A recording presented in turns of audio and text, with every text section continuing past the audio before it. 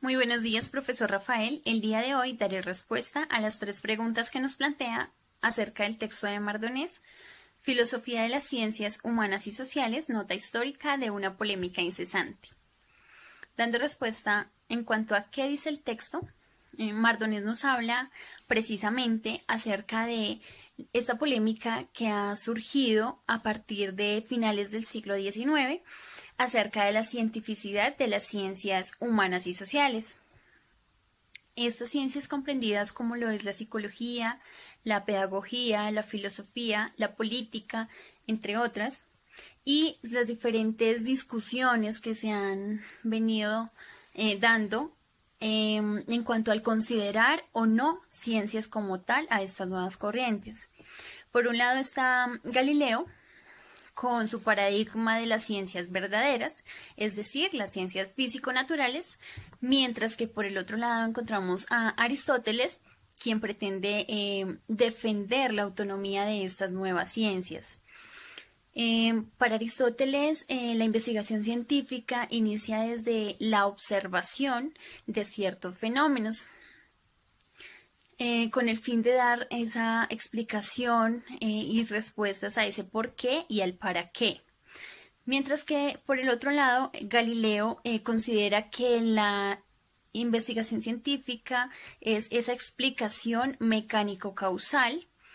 ya no tanto por el por qué y el para qué, sino el cómo de esos fenómenos y las consecuencias. Donde él considera qué requisitos debe cumplir una explicación para que pueda llamarse ciencia. Es importante que Galileo, en este sentido, cambia esas explicaciones cualitativas de Aristóteles por las explicaciones mecánico-causalistas, donde estas leyes relacionan fenómenos determinados numéricamente. Es importante también considerar que mientras para Aristóteles el entendimiento gira en torno a las cosas, para Galileo las cosas giran en torno al entendimiento. Es importante resaltar y tener en cuenta que aún no hay como tal ese consenso acerca de las ciencias sociales, ciencias humanas, y aún surge esta polémica sobre el estatuto de su cientificidad. Para Aristóteles, considerar una investigación científica adecuada debía cumplir cuatro causas o aspectos fundamentales que debía tener pues toda investigación científica. Estas cuatro causas son la causa formal, la causa material, la causa eficiente y la causa final. En el texto también encontramos esas diferentes posturas o herramientas que nos ayudan a comprender,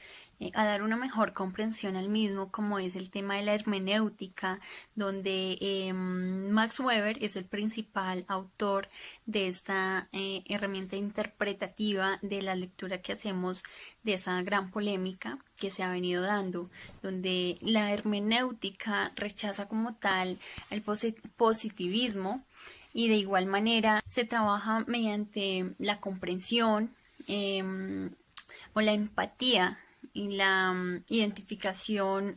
afectivo-mental que existe pues por el lado de la corriente aristotélica, que vendría siendo el método cualitativo, donde se trabaja precisamente los pensamientos, las emociones, los sentimientos del ser humano, estas diferentes problemáticas o situaciones que surgen en la sociedad y que buscan tener como ese espacio que los acoja y que pueda ser una ciencia, una corriente de estudio donde tengan como esa potencia al momento de investigar.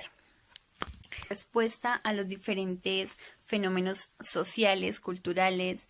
que van muy de la mano del ser humano. Que por el otro lado tenemos el modelo del positivismo, el cual pues se enfoca más centradamente a un solo, como a un solo método donde se adapte a esas ciencias naturales, y este método pues es el ideal para las ciencias físico, naturales, matemáticas, y que dan pues esa explicación causal, donde el principal autor del positivismo es Comte y también Stuart Mill.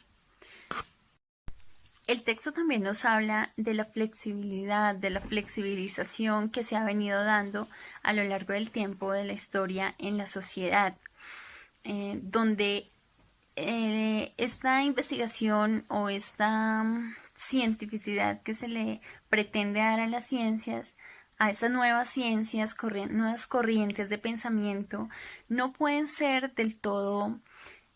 teleológicas, pero tampoco pueden ser del todo causalistas. Es donde se ha venido transmitiendo como y dando ese paso a las concreciones metodológicas, pero más justificadas, donde esta concepción de la sociedad y de la historia llega a ser como más diversa, donde, como lo mencionaba anteriormente, el hombre pasa a ser como el centro de estudio de estas nuevas ciencias. En el texto también encontramos la superación de las pseudociencias en cuanto al racionalismo crítico y la teoría crítica. De igual manera, la comprobación y afirmación empírica que se realizaba de todas las afirmaciones que únicamente pues tenían por verdadero el sentido que expresaba un estado objetivo de las cosas, donde precisamente el racionalismo crítico de Karl Popper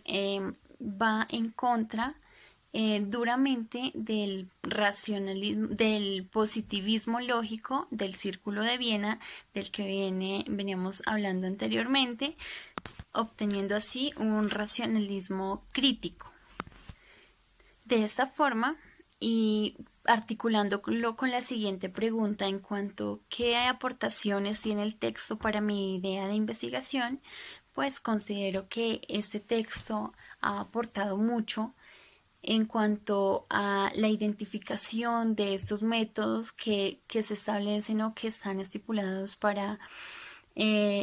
realizar una investigación adecuadamente. Personalmente, para mi idea de investigación, considero que es fundamental y muy importante seguir en el estudio de estos paradigmas que nos brindan estos diferentes autores, estos diferentes pensadores. Para mi idea de investigación, por el momento, estoy muy de acuerdo con la teoría aristotélica, puesto que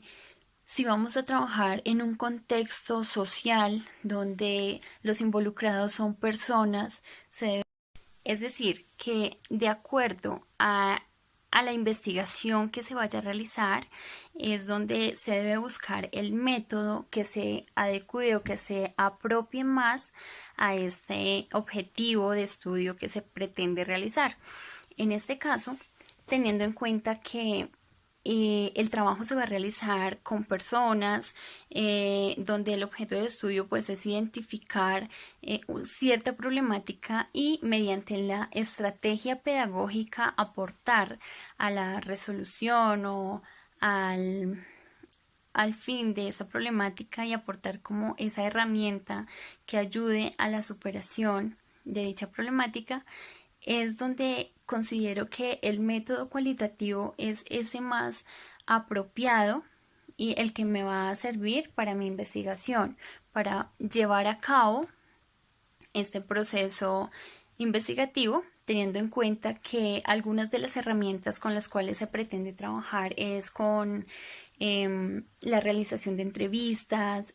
aplicación de algunos instrumentos que nos ayuden a obtener la recolección de esa información para posteriormente pues sacar como esos resultados, pero más desde la teoría crítica, donde los seres humanos que intervengan en este proceso puedan ser totalmente libres.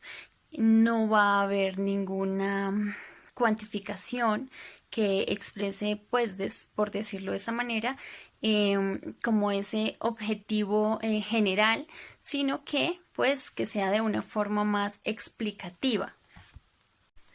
Por lo que considero que es importante seguir ahondando en cada una de estas polémicas y en cada una de las teorías de estos grandes pensadores, de estos grandes filósofos que nos ayudan a comprender desde diferentes puntos de vista la realidad de lo que es la ciencia. Y de esta manera, pues, de acuerdo al método como tal de investigación, bueno, este método de investigación depende es de el fenómeno sobre el cual vamos a realizar nuestro proyecto. Entonces, en este momento, pues de acuerdo con la idea pensada que tengo para